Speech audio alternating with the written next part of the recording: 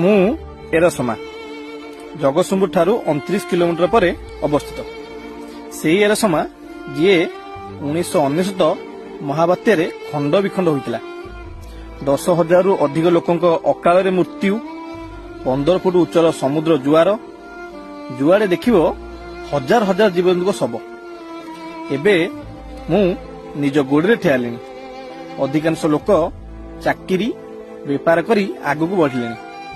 ଏହା ସମୁଦ୍ର କୂଳିଆ ଅଞ୍ଚଳ ହୋଇଥିବାରୁ ଲୋକମାନେ ମାଛ ଓ ଚିଙ୍ଗୁଡ଼ି ଘେରି ଉପରେ ନିର୍ଭରଶୀଳ।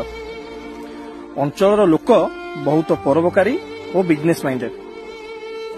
ଏରସମା ପାଇଁ ପଦେ ଧାନ ପାନ ମିନ ମୋ ଜୀବିକା ଜୀବନ, ସହିଛି ଏ ଦେହ ମହାବାତ୍ୟାର କଷଣ, ହାରି ମୁଁ ଯାଇନି ଜମା, ପଛକୁ ଫେରିନି ଜମା, ଏରସମା ମୁଁ ଏରସମା, ବୀରମାଟି ମୁଁ ଏରସମା।